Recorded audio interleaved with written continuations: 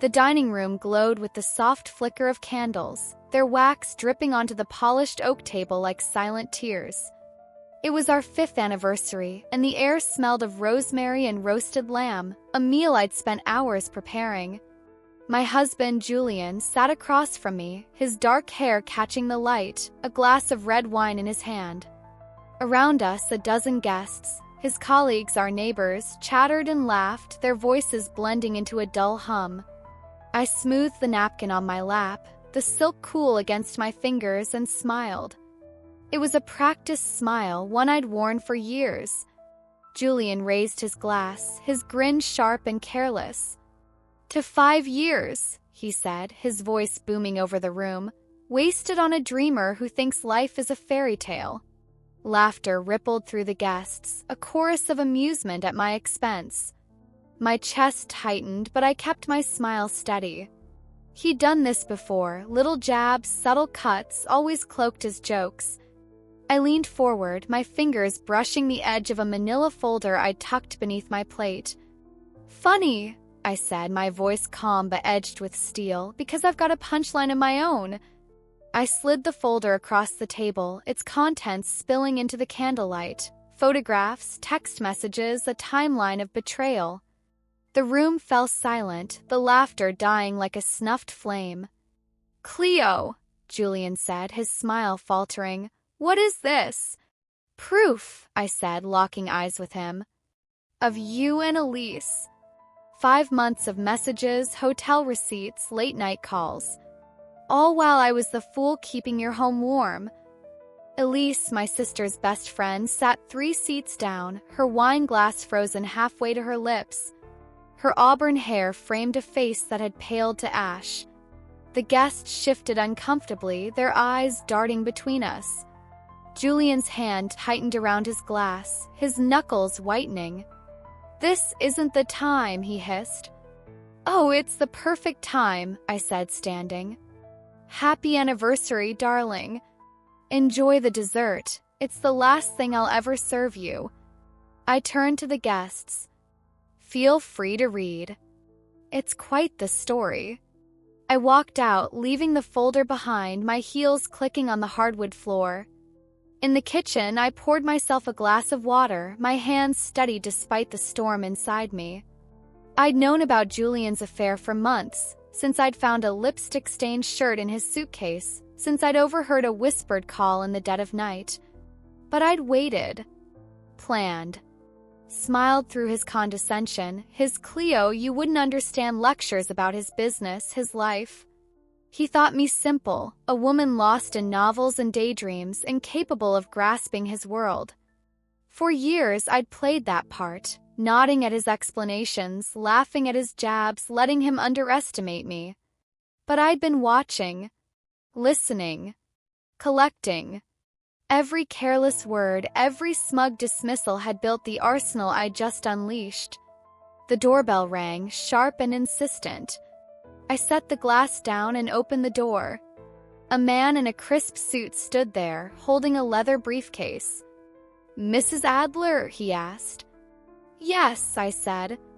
"Divorce papers," he said, handing me an envelope. "And something else. Your attorney said you'd want this tonight." He pulled out a second folder, thicker than the first. I took it, my pulse quickening. "Thank you." As he left, I opened the second folder.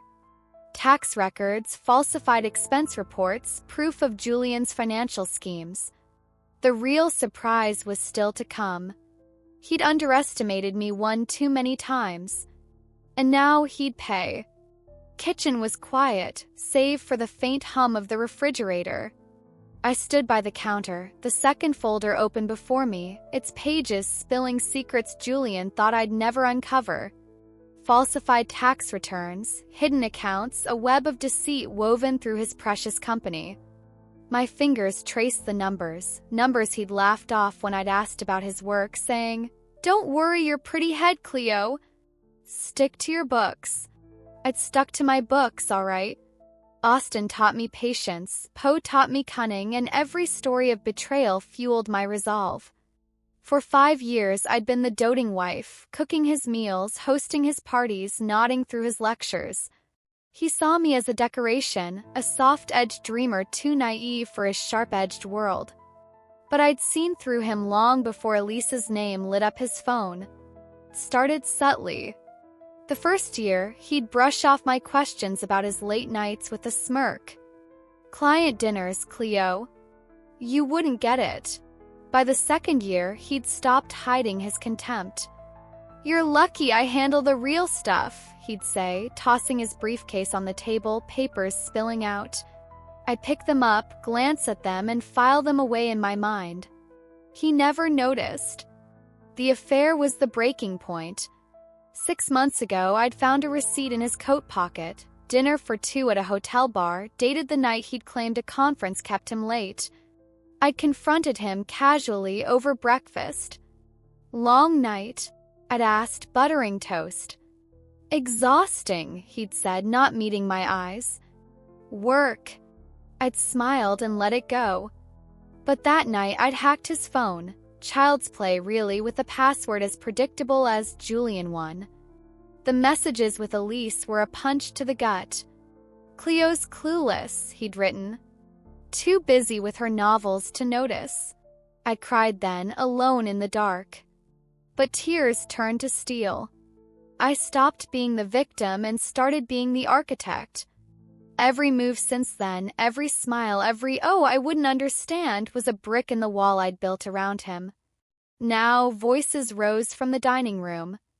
Julian's, loud and defensive. She's lying! It's all fabricated. Elise's shrill. I didn't mean for this. I stepped back into the room, the divorce papers in one hand, the tax folder in the other. The guests were rifling through the first folder, their whispers growing into a buzz. Julian's eyes met mine, wild with panic. Cleo, what are you doing? Finishing the celebration, I said, tossing the divorce papers onto the table. Sign them or don't. It's over either way. He lunged for the papers, but I held up the tax folder. And this, I said, goes to the IRS tomorrow unless you walk away quietly. His face drained of color. You wouldn't dare. Try me, I said. You thought I was too simple to understand your world. Turns out I understand it better than you. The room was a tableau of shock. Guests frozen, Elise sobbing, Julian trembling. I turned to leave, but not before catching his whisper. You bitch! I paused, smiling over my shoulder. Happy anniversary, Julian. Back in the kitchen, I poured another glass of water, the cool liquid steadying me. This wasn't just revenge, it was proof.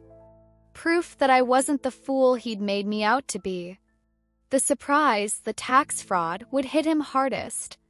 He'd built his empire on lies, and I'd tear it down with truth. The doorbell rang again. I knew who it was. The real game was about to begin. The second doorbell cut through the tension like a blade. I set my glass down and opened the door to find my old college friend Margot, a lawyer with a mind sharper than any knife in my kitchen. Her auburn hair was pulled into a tight bun, her gray suit crisp despite the late hour. She carried a briefcase, her eyes glinting with quiet amusement. Cleo, she said, stepping inside. You've outdone yourself. I closed the door behind her, glancing toward the dining room where Julian's voice still barked denials. It's only the beginning, I said. She set the briefcase on the counter and snapped it open, revealing a stack of documents, legal filings, affidavits, a plan months in the making. Divorce papers are served, she said, tapping the top sheet. But this, she pulled out a USB drive, is the real gift. Audio recordings, financial discrepancies, everything you've collected. Enough to bury him. I took the drive, its weight a promise in my palm. He thought I was too dull to notice, I said. 5 years of underestimating me. Margot smirked. His mistake. You've built a case a prosecutor would kill for. It had started as self-preservation. After finding the receipt, after reading those messages, I'd begun recording Julian's late-night calls. His phone on speaker while I folded laundry nearby, pretending not to listen. He'd rant about creative accounting, laugh about dodging taxes, brag about his cleverness. I'd nod, smile, play the part of the oblivious wife. But every word went into a hidden folder on my laptop, time-stamped and cataloged. Then came the photos, snapshots of documents he'd leave on the table, thinking I'd never understand. Bank statements, expense reports, a ledger of payoffs. I'd bought a burner phone, emailed the files to myself, kept it all off his radar. He'd mocked my literature degree, good for bedtime stories, Cleo, but those stories taught me strategy, taught me how to read between the lines of a man's arrogance. Cleo! Julian's voice roared from the dining room. I stepped to the doorway, Margot at my side. He stood, clutching the divorce papers, his face a mask of fury. You think you can ruin me? I don't think, I said, holding up the USB. I know. His eyes narrowed. What's that? Your confession, I said. Every word you said when you thought I wasn't listening. Tax evasion, fraud, enough to send you to prison. The guests gasped, some edging toward the door. Elise stood, tears streaking her face. Julian, tell her it's not true. He ignored her, stepping closer. You're bluffing. Am I said, tossing the USB to Margot. She's my lawyer. Test me and this goes public. Julian froze, his bravado cracking. Cleo, we can talk about this. No, I said. You talked enough. About how stupid I was, how blind. Now listen, you're done. He lunged for the USB, but Margot stepped forward, her presence a wall. Back off, she said. Or I file this tonight. He stumbled back, defeated. I turned to the guests. Show's over, I said. Leave. As they filed out, I felt the weight of years lift. This wasn't just about Julian's affair. It was about proving I wasn't the fool he'd painted me as. The USB was my trump card, but the real surprise was still brewing. He'd see soon enough. Back in the kitchen, Margot grinned. You're a mastermind, Cleo. No, I said, pouring wine this time. Just someone who stopped being invisible. The night wasn't over. Julian's empire would fall, and I'd be the one standing when it did. The house was silent again, the guests gone, their whispers lingering in the air like smoke. Margot sat at the kitchen table, sipping wine, her briefcase still open. I stood by the sink, the USB drive in my hand, its cold metal a lifeline to my revenge. Julian had retreated upstairs, his footsteps heavy with defeat, but I knew he wasn't done fighting. Not yet. You've got him cornered, Margot said, swirling her glass. The affair's one thing, but this financial mess, he's finished. I nodded, staring at the drive. He thought I was too simple to catch on. 5 years of Cleo, you wouldn't get it. Now he'll get it. Margot leaned back, her eyes sharp. How long have you been planning this? Months, I said. Since the lipstick on his shirt. Since Elise's name popped up on his phone. I played dumb, but I was awake. I remembered that night, rain tapping the windows, Julian asleep beside me, his phone buzzing on the nightstand. I'd slipped out of bed, heart pounding, and read the message. Last night was perfect. Can't wait to see you again. From Elise. My sister's friend, the woman who'd hugged me at every family gathering, her perfume clinging to my clothes. I'd wanted to scream, but instead I'd started building. Every careless moment after that became a brick in my wall. Julian leaving his laptop open, bragging about offshore tricks to his CFO over the phone, tossing papers on the counter like I was too dim to read them. I'd photographed everything, quietly, methodically, while he laughed at my useless degree. Stick to your fairy tales, Cleo, he'd say. But those tales taught me how to wait, how to strike. "What's next?" Margot asked, pulling me back. "The IRS," I said. "And the police if he pushes me. But first I want him to sweat." She grinned. "You're ruthless." "No," I said. "I'm done being stepped on." Footsteps thudded down the stairs. Julian appeared in the doorway, his shirt rumpled, eyes bloodshot. "Cleo," he said, his voice low, "we need to talk." I turned, the USB still in my hand. "No, we don't." He stepped closer, his jaw tight. "You don't know what you're doing. This will ruin me, us." "Us." I laughed, sharp and bitter. "There's no us. There hasn't been since you chose Elise." "That was a mistake," he said, reaching for me. I stepped back. "A mistake you made for months," I said. "While I cooked your dinners, smiled at your friends, played the fool. You thought I was nothing. Now you'll see what nothing can do." He stared at the USB, fear flickering in his eyes. "What's on that?" "Your downfall," I said. "Every lie, every cheat. You're not as clever as you think." "Cleo, please," he said, his voice breaking. "I'll end it with her. We can fix this." "Too late," I said, tossing the drive to Margot. "She's got copies. Push me and they go live." He lunged, but Margot stood, her voice cutting through. "Sit down, Julian. You're done." He sank into a chair, head in his hands. I watched him, the man who'd mocked me, crumble. This wasn't just revenge, it was my worth, carved in evidence he couldn't deny. "Sleep well," I said, turning away.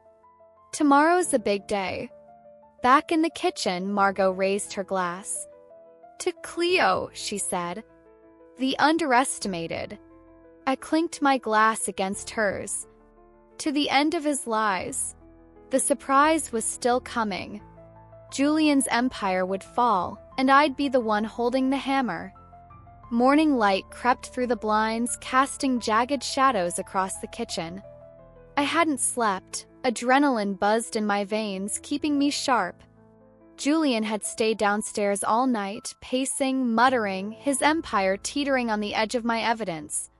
I sipped coffee, the bitter taste grounding me, and watched the USB drive glint on the counter. It wasn't just a tool, it was my voice, silenced for years, now screaming. Margot had left at dawn, promising to file the divorce papers and prep the financial evidence for the authorities. "He'll crack today," she'd said, her grin feral. "Give him one more push." I planned to. Julian thought he could talk his way out, charm me back into submission. But the mask I'd worn, the naive, compliant wife, was gone. He'd built his life on my silence, and I'd tear it down with his own words. Footsteps shuffled behind me. Julian stood in the doorway, unshaven, his eyes hollow.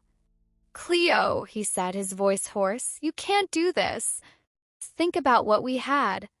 I'd earned cup in hand. "What we had? You mean 5 years of lies? Of you and Elise laughing behind my back?" He flinched, running a hand through his hair. "It wasn't like that. It was nothing. Nothing."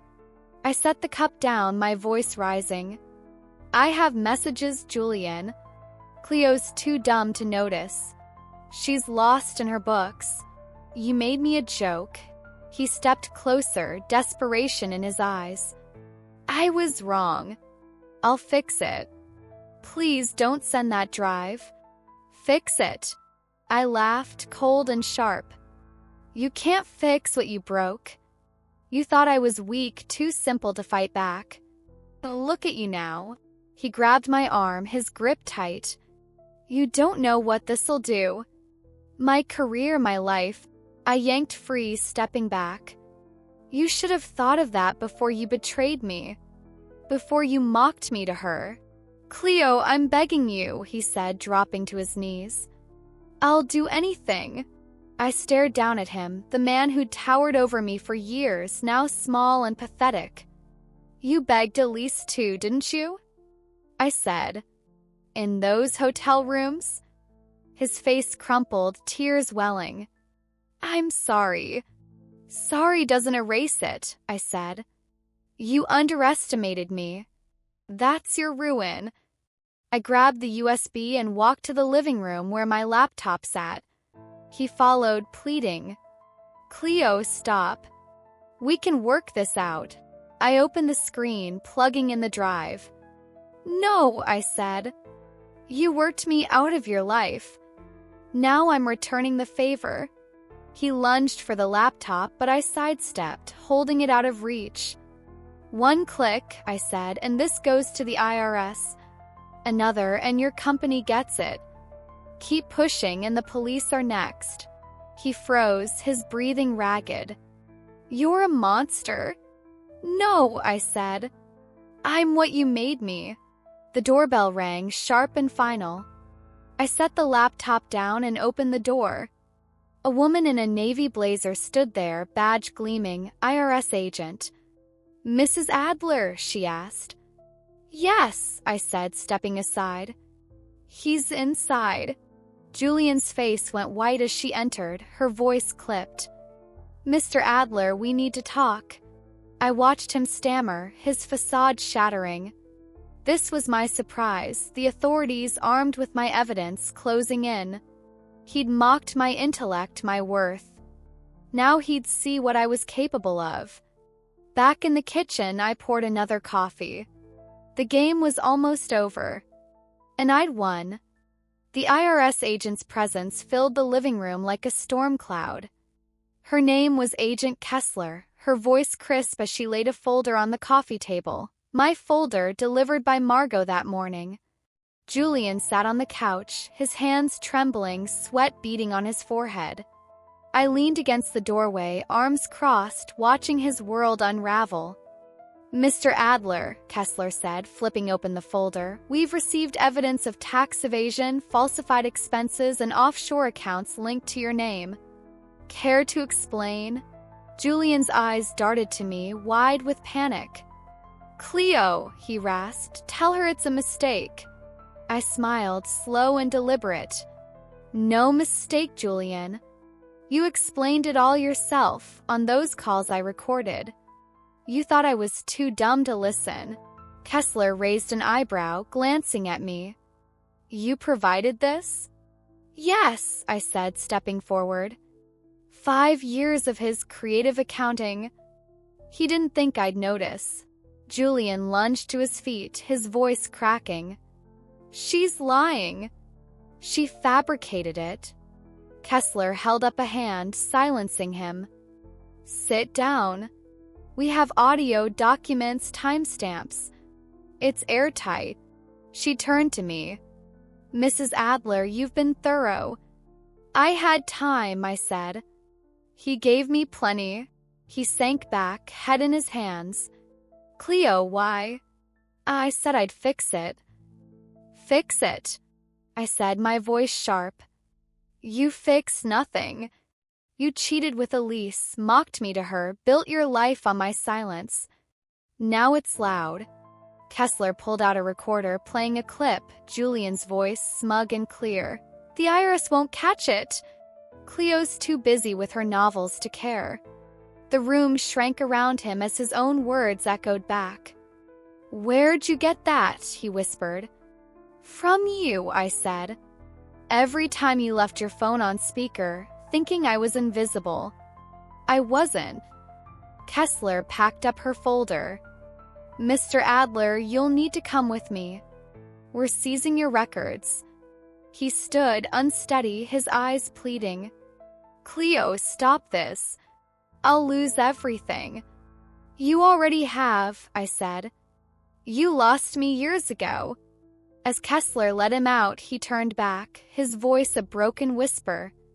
I loved you. No, I said. You loved my ignorance. The door closed and silence fell. I walked to the window, watching the car pull away. 5 years of being underestimated, his sweet, simple Cleo, had ended in his handcuffs. But this wasn't just about the affair or the fraud. It was about me, proving I was more than his shadow. I sat at the table, opening my laptop. The USB drive hummed as I copied its contents, insurance in case he fought back. I'd spent months building this case, turning his arrogance into my weapon. Every "you wouldn't get it," every smirk had fueled me. He'd thought me a fool, now he was the one exposed. My phone buzzed, Margot. "How'd it go?" she texted. "Perfect," I replied. "He's gone." "Good," she wrote. "Next step." "Elise," I said aloud, though I didn't type it. She'd played her part in this betrayal, smiling to my face while sleeping with my husband. She'd feel the weight too. I poured a glass of wine, the ruby liquid catching the light. Julian's empire was crumbling, but Elise's turn was coming. She'd underestimated me just as much, hugging me at family dinners, laughing behind my back. The surprise wasn't over. I raised the glass to the empty room. "To Cleo," I said. "The dreamer who woke up." The night stretched ahead, and I was ready. This was my victory, and I'd savor every moment. The house felt lighter with Julian gone, as if his presence had been a weight pressing down the walls. I stood in the living room, wine glass in hand, the silence a canvas for my next move. Elise. Her name burned in my mind, an ember of rage I'd nursed since those messages lit up Julian's phone. She wasn't just his mistress. She was my sister's best friend, a fixture at every holiday, her laughter a mask over her deceit. I set the glass down and opened my laptop, pulling up the folder labeled E. Months of screenshots, texts between her and Julian, photos of them at hotels, her gushing about how easy it was to fool Cleo. I'd kept it separate from the financial evidence, a personal blade I'd wield when the time was right. That time was now. I remembered her at Thanksgiving 2 months ago, her arm around me, her perfume cloying, saying, "Cleo, you're the sweetest." Julian's lucky.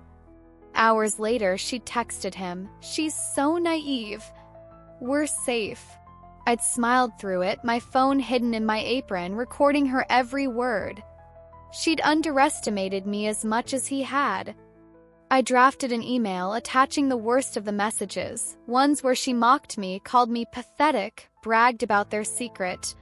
The recipient list was short but lethal. My sister, Nora, Elise's parents, her boss at the gallery where she worked. I hovered over send, my finger trembling. This wasn't just revenge, it was justice. She'd betrayed me too, and she'd pay. The doorbell rang, startling me.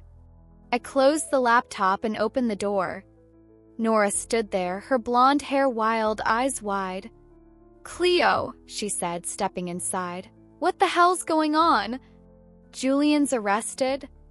"Yes," I said, shutting the door. "And there's more." She frowned, clutching her coat. "More? What do you mean?" "Elise," I said, my voice steady. "She's been sleeping with him. 4 months. Nora's face went slack, then hard. "You're kidding." "No," I said, opening the laptop again. "Look."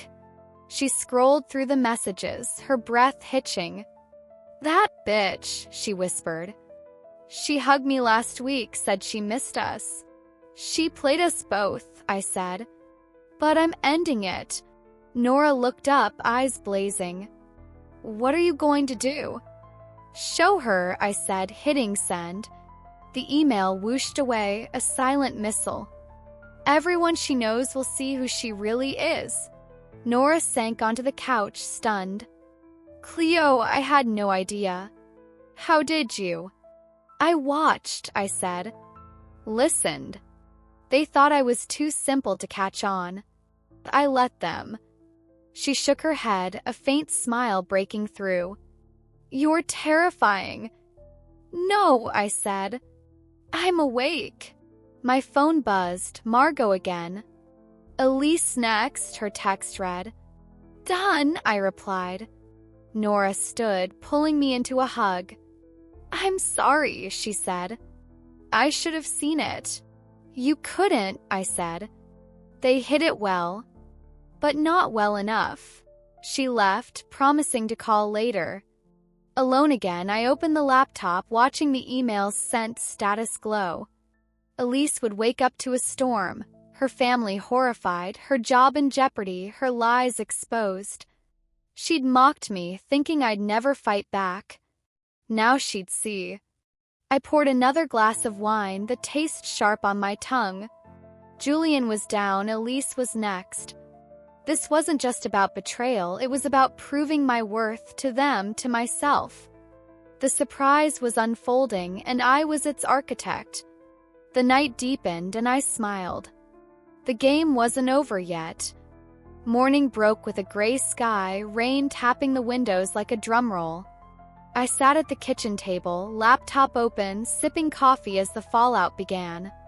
My phone buzzed incessantly. Texts from Nora, voicemails from Elise's parents, a missed call from her boss. The email had landed, and the explosion was glorious. Nora's text came first. Elise called me crying. She's a mess. You're a legend. I smiled, imagining her face, those perfect curls framing a mask of panic. She'd underestimated me, just like Julian. Now her world was cracking. I played a voicemail from her mother, Lila. Cleo, what's this about Elise? Those messages, please call me. Her voice trembled, a mother blindsided by her daughter's deceit. I didn't call back. Let her stew in it. Then the doorbell rang, sharp and frantic. I opened it to find Elise, rain-soaked, her mascara streaking down her face. Cleo, she sobbed, how could you? I leaned against the frame, unmoved. How could I? How could you sleep with my husband and laugh about it? She clutched her coat, shivering. It wasn't like that. He came to me. And you said yes, I said, my voice cold. You hugged me, smiled at me, called me sweet. All while texting him I was a fool. Her eyes widened. You saw those? Every word, I said. I've got screenshots, recordings, proof. You're done, Elise. She dropped to her knees, rain pooling around her. Please, Cleo. My job, my family, they'll hate me.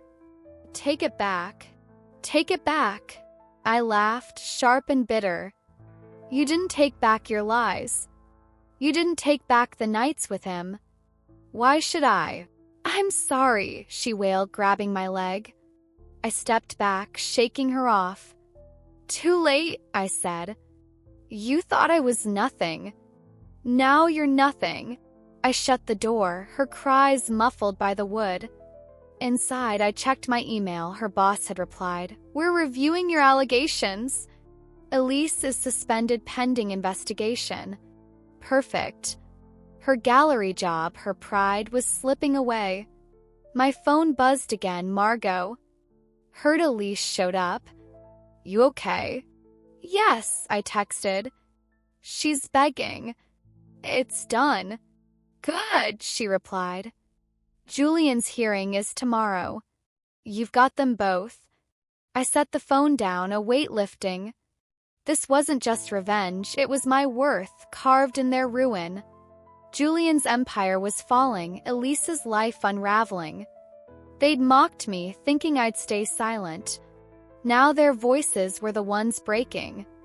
I walked to the living room where Julian's briefcase still sat, untouched since the agents took him. I opened it, pulling out a photo, us on our wedding day, smiling, naive. I tore it in half, the rip a final goodbye. He'd built his life on my trust, then shattered it. Elise had danced in the wreckage. Now they'd both pay. The rain intensified, a steady roar against the roof. I poured another coffee, the warmth seeping into my hands. This was my victory. Years of being underestimated turned into a weapon. But the surprise wasn't over. Julian's hearing would seal his fate, and Elise's collapse was just beginning. I sat back, watching the storm. They'd thought me a dreamer, lost in stories. But those stories taught me how to win. How to wait. How to strike. My phone buzzed. Nora again. Elise's parents cut her off. She's done. I smiled, raising my mug. To Cleo, I whispered. The one they never saw coming. The day stretched ahead, and I was ready. This was my game, and I'd play it to the end. Courtrooms smelled of polished wood and stale coffee, a sterile stage for Julian's final act. I sat in the back, dressed in black, my face a mask of calm. He stood at the defendant's table, his suit wrinkled, his lawyer whispering furiously in his ear. The IRS had moved fast, my evidence too damning to ignore. Tax evasion, fraud, a litany of charges that could lock him away for years. The judge, a stern woman with gray hair, flipped through Kessler's report, my report really. Mr. Adler, she said, her voice cutting through the room, these recordings are compelling. Your own words detail illegal activity. How do you plead? Julian's eyes found mine, a flicker of hate and fear. Not guilty, he said, his voice thin. His lawyer stood, launching into a defense, fabrication, coercion, a scorned wife's lies. I almost laughed. Corned, yes, but the lies were his. Every smug Cleo's clueless had been captured, every boast about dodging taxes preserved. I turned his arrogance into chains. Kessler took the stand, her testimony precise. Mrs. Adler provided audio, documents, and a detailed timeline, she said. We corroborated it with bank records. It's airtight. Julian's lawyer tried to poke holes, chain of custody, authenticity, but Kessler didn't flinch. The recordings match his voice. The documents bear his signature. There's no doubt. I leaned back, watching him squirm. He'd underestimated me for years, mocked my questions, left his secrets in plain sight, thinking I'd never grasp them. Now those secrets were his prison. The judge called a recess, and Julian turned to me, his face pale. Cleo, he hissed, stepping closer as the bailiff watched. You've ruined me. Happy now? Yes, I said, meeting his gaze. You ruined us first. With Elise, with your lies. I just finished what you started. You're a monster, he spat. No, I said. I'm what you made me. He stormed off, his lawyer pulling him back. I stayed, the courtroom emptying around me. This wasn't just about the affair or the money, it was about proving I wasn't the fool he'd painted me as. 5 years of Cleo you wouldn't understand had built this moment. Sighed Margot met me, her grin wide. He's toast, she said. Guilty plea or not, he's done. Good, I said, the wind cool against my skin. And Elise? Fired, she said. Her gallery canned her after the email. Nora says she's a pariah. I nodded, a satisfaction blooming. Elise's betrayal had cut deep, her fake smiles, her sweet Cleo lies. Now she was paying too. We walked to her car, the sky clearing. What now? She asked. Freedom, I said. No more shadows. She laughed. You're a force, Cleo. He never saw it coming. He didn't want to, I said. Neither did she. Back home, I opened my laptop, the USB drive still plugged in. I copied the files again. Insurance, always insurance. Julian's hearing would end him, but I'd keep the evidence close. Elise's ruin was spreading, and I'd fan the flames if needed. I poured a glass of wine, the ruby liquid glowing. This was my victory. Years of being underestimated turned into their downfall. The surprise had landed, but the echoes would linger. My phone buzzed, Nora. Julian's lawyers begging for a deal. Elise is gone, moved out of town. I smiled, raising my glass. To Cleo, I said. The dreamer who struck back. The house was mine now, free of his weight. The game was nearly over, and I'd won. One last move remained, and it would seal everything. The house was mine again, its silence a victory hymn. I stood in the living room, sunlight streaming through the windows, washing away the shadows of Julian's reign. His hearing had ended in a guilty plea, 10 years, no parole, his empire dust. Elise had vanished, her name a whisper of scandal in the town she'd fled. My revenge was complete, but the triumph was deeper than their ruin. It was mine.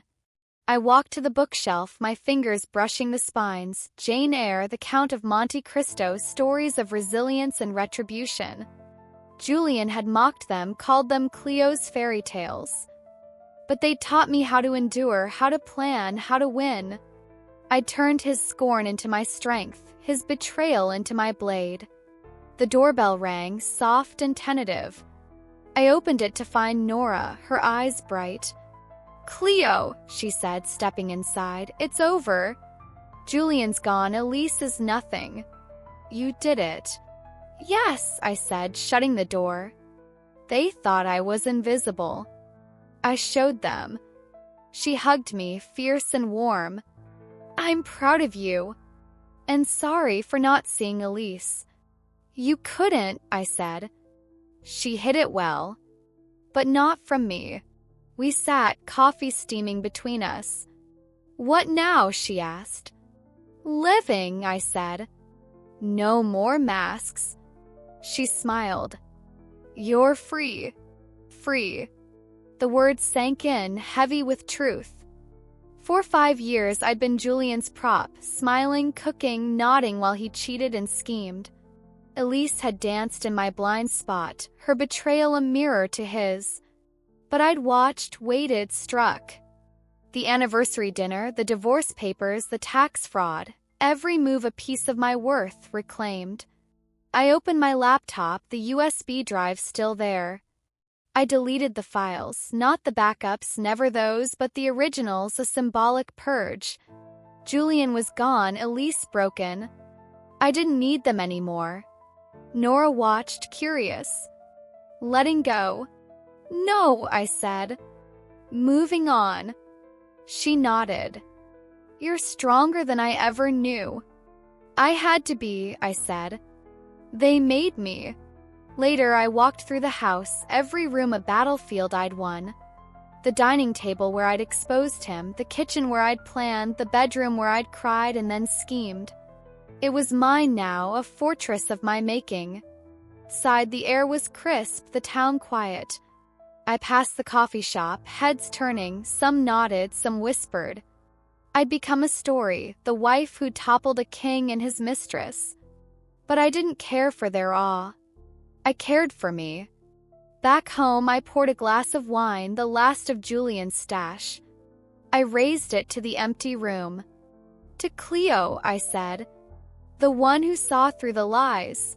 The surprise had landed. Julian in prison, Elise in exile, but the real victory was here in the silence.